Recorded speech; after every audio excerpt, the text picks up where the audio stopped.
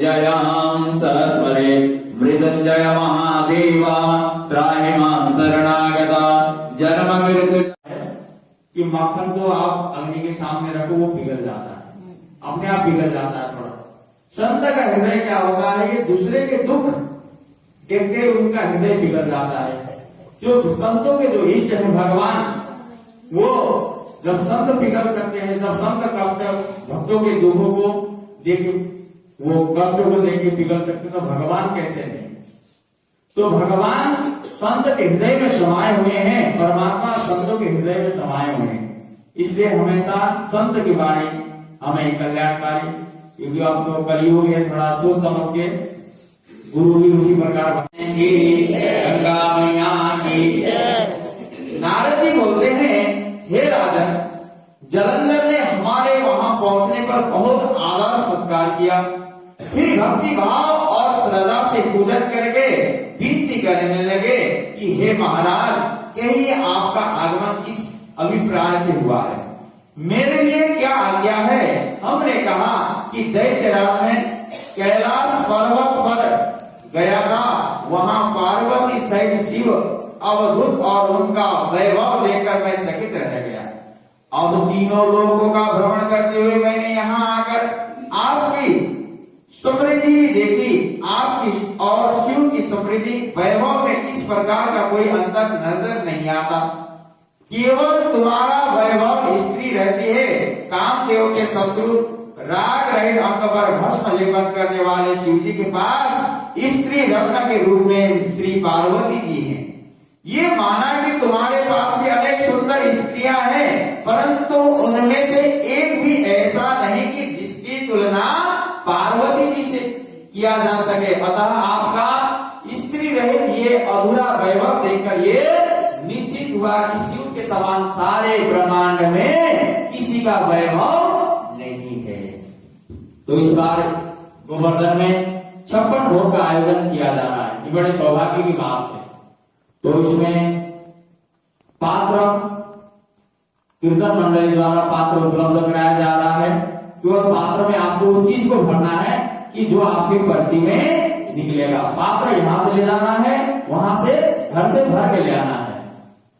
तो भगवान को 56 भोग लगाया जाएगा, उत्सव मनाया जाएगा, फिर सभी को प्रसाद वितरण होगा। उनके पास एकमात्र पार्वती ऐसे हैं जिसको देखकर ब्रह्मा जी ने अनेक अप्सरा बताई, परंतु एक भी पार्वती के समान नहीं है। नारद जी बोलते हैं कि हे राजा प्रभु, मैं तो केवल इतनी बात कर रहा हूँ, वहां से चला आया, परंतु पार्वती जी की अपूर्व सुंदरता की बात सुनकर जलंधर कामदेव के जोर से पीड़ित हो गया।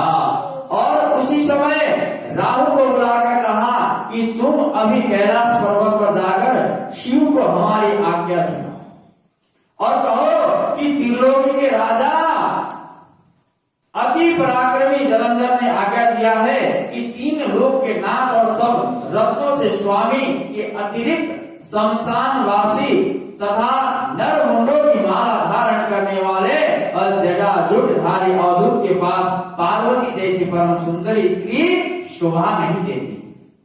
तीनों लोगों का स्वामी होने के कारण सभी रत्न मेरे पास होने चाहिए, क्योंकि पार्वती स्त्री रूप रत्न है, अतः वो मेरे पास ही शोभित हो सकती है।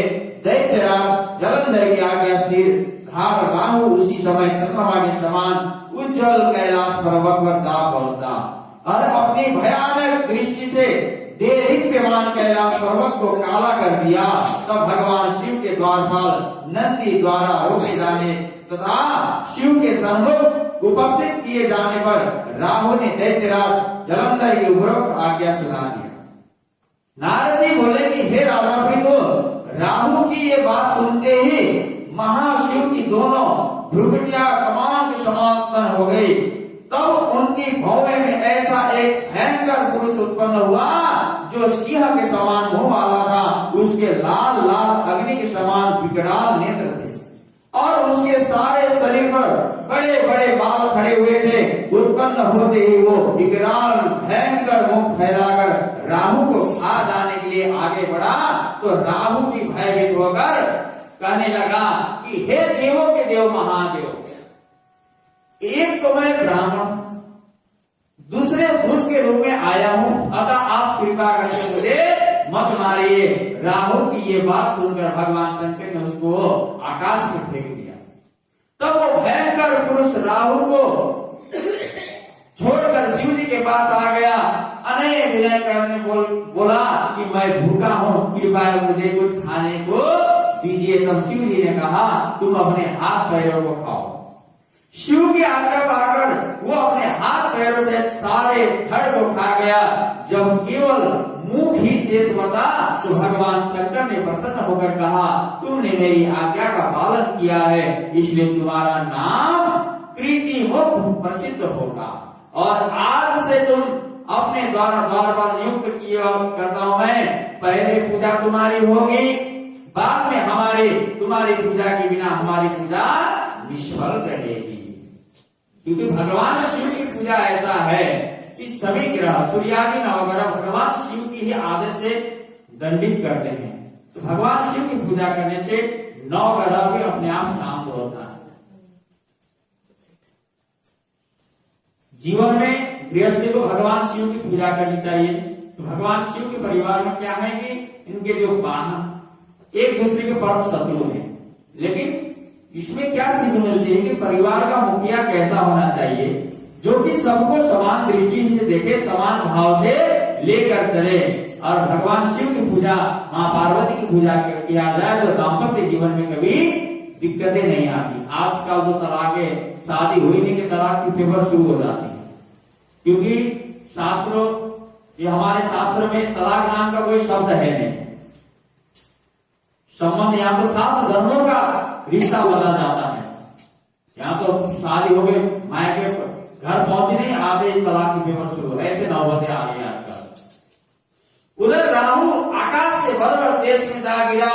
राहु की ऐसी दशा सुनकर जलंधर अत्यंत क्रोधित हुआ और दैत्य की 1 करोड़ सेना लेकर अपने पुर से ज्यों ही बाहर निकला, सामने एक आंख वाले शुक्राचार्य अंग भंग राहु को आते देखा। इसके अतिरिक्त और भी अनेक अपशकुन हुए, परंतु ये देखकर भी वो रुका नहीं।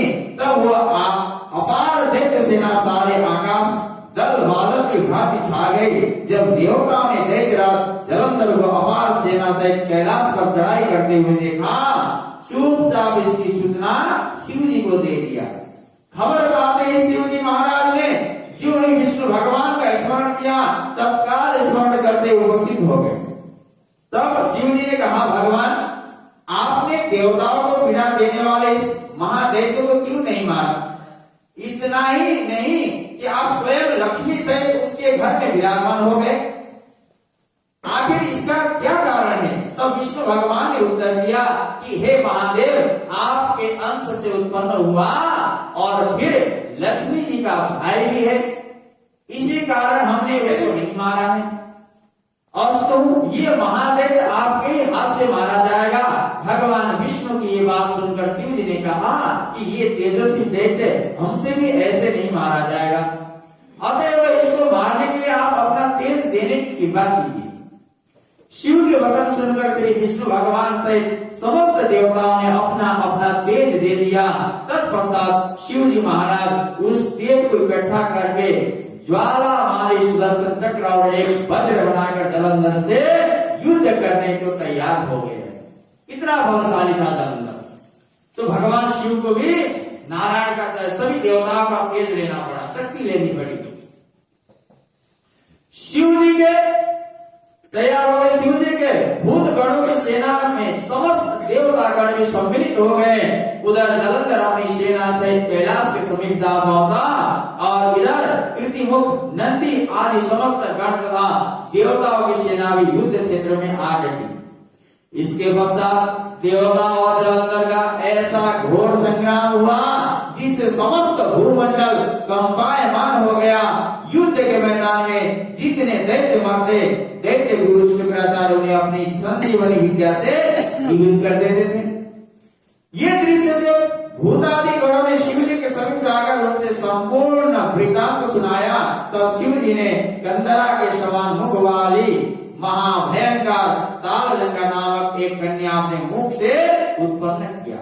वो कन्या हुंकार मारकर एक दैत्य को मुंह में डालती रही और शुक्राचार्य जी को उठाकर अलोप हो गई। तब शिवगण निर्भय होकर दैत्य सेना को बुरी तरह मारने लगे। गणों की इस मार से व्याकुल होकर दैत्य सेना भाग खड़ी हुई। दैत्य सेना को इस प्रकार भागते हुए देखकर जलंधर के सेनापति शुंभ, निशुंभ और काल नेमि ने आगे बढ़कर देवसेना पर प्रत्याक्रमण कर दिया। अब देवसेना दैत्य की मार से विचलित हो उठी। तब गणेश और शुंभ का महाघोर संग्राम हुआ। इस समय दैत्य का पराजित होते हुए देखकर जलंधर स्वयं युद्ध क्षेत्र में आ गया।